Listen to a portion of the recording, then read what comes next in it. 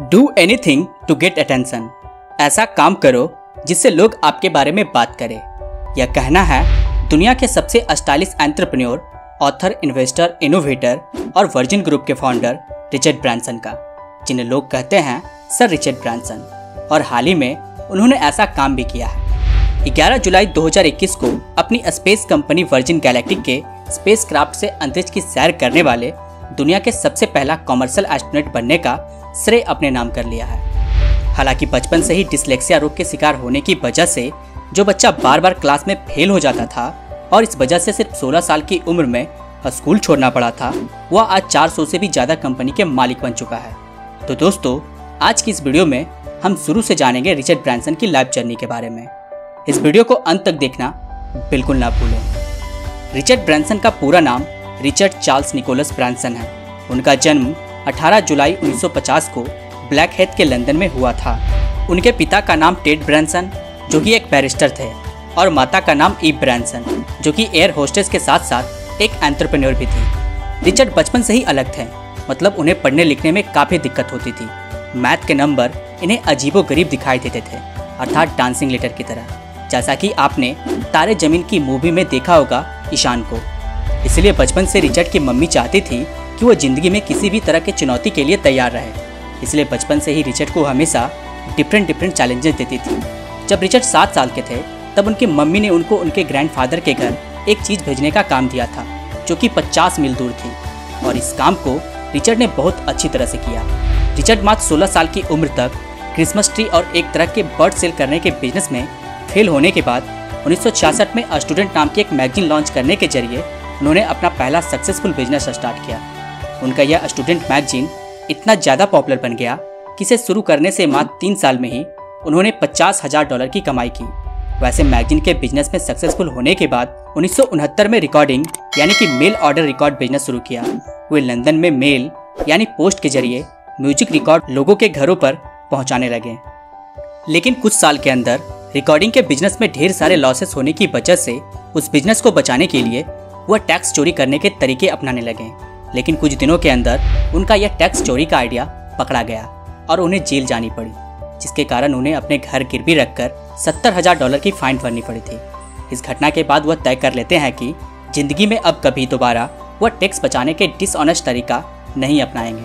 इसके बाद वह ऑनेस्टली रिकॉर्डिंग के बिजनेस को आगे ले जाने की कोशिश करने लगते हैं। उसके बाद उन्होंने म्यूजिक रिकॉर्ड स्टूडियो भी खोला और कई सारे अनकन्वेंशनल और कंट्रोवर्शियल बैंड, जिन्हें कोई भी कंपनी रिकॉर्डिंग के लिए साइन नहीं कर रही थी, ऐसे बैंड को वो अपने रिकॉर्डिंग कंपनी में मौका दिया। और फिर इन्हीं बैंड के एल्बम इंग्लैंड में काफ़ी ज़्यादा पसंद किए जाने लगे। इस तरह से 1979 में मात्र 29 साल की उम्र में रिचर्ड ब्रांसन $5 मिलियन के मालिक बन चुके थे। सोचिए, किसी लड़की के साथ डेट पर जाने के लिए आपने एक फ़्लाइट की टिकट बुक किया, लेकिन बिल्कुल एंड मोमेंट में आकर आपको पता चलता है कि सिर्फ आपकी फ़्लाइट ही नहीं, उस दिन के सारे फ़्लाइट कैंसिल कर दिए गए हैं। तो फिर आप क्या करते? उदास होकर घर लौट आते।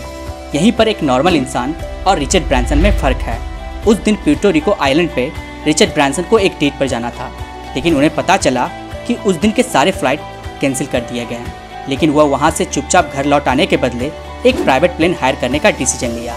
लेकिन उस वक्त उनके पास इतना पैसा नहीं था, इसलिए पहले उन्होंने प्राइवेट प्लेन का फेयर पता किया और फिर वहाँ पर जितने भी लोग प्यूर्टो रिको आइलैंड पे जाने वाले थे उन सबको $39 के टिकट बेचकर उस प्राइवेट प्लेन की सारी टिकट फुल करके उस पैसे से वह उस दिन प्यूर्टो रिको आइलैंड पहुंच गए थे। और वहीं से शुरुआत होती है वर्जिन एयरलाइंस की, जिसे वर्जिन अटलांटिक के नाम से भी जाना जाता है। 1992 में उनकी इसी एयरलाइंस के बिजनेस को कंटिन्यू रखने के लिए अपना सबसे favourite virgin music records company को $1 बिलियन में सेल करना पड़ा। रिचर्ड ब्रांसन बताते हैं, उस कॉन्ट्रैक्ट पेपर पर साइन करते वक्त उन्होंने रो दिया था, क्योंकि रिकॉर्डिंग का बिजनेस सक्सेसफुल होने से ही उन्होंने वर्जिन एम्पायर की शुरुआत की थी। ठीक 4 साल बाद सिचुएशन को कंट्रोल करके उन्होंने 1996 में V2 रिकॉर्ड नाम से एक नई म्यूजिक रिकॉर्डिंग कंपनी स्टार्ट की।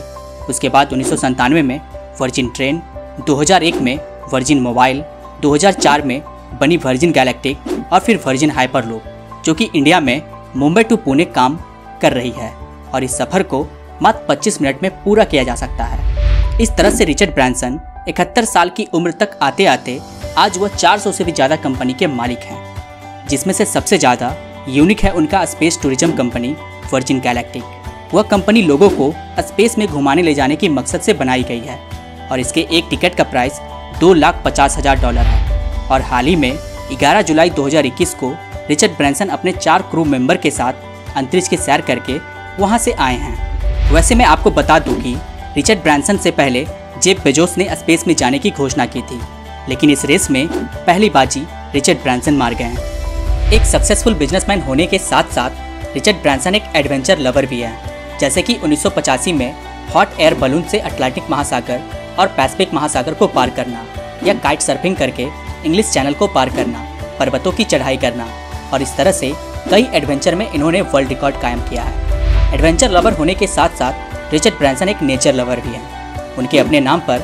2 प्राइवेट आइलैंड भी हैं, जिसमें से कि निकर आइलैंड, जिसे वर्जिन आइलैंड भी कहा जाता है, वे वहीं पर रहते हैं। 2006 में ग्लोबल वार्मिंग को रोकने के लिए रिसर्च में मदद करने के मकसद से $3 बिलियन यानी कि करीब 30,000 करोड़ रुपयों का योगदान भी दिया।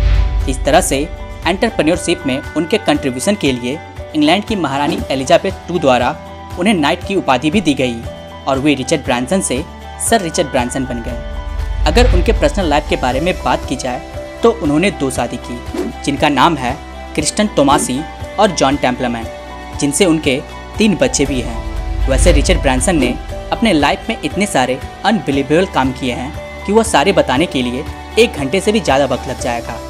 जैसा कि वो कहते हैं, my interest in life comes from setting myself huge, apparently unachievable challenges and trying to rise above them। और आखिर में आपसे एक छोटी सी रिक्वेस्ट, अगर इस वीडियो से आपको इतनी सी भी इंस्पिरेशन मिली हो तो इसे अपने जरूर फ्रेंड्स एंड फैमिली को शेयर करें, ताकि वह भी सर रिचर्ड ब्रैंसन की लाइफ स्टोरी से इंस्पायर हो सके।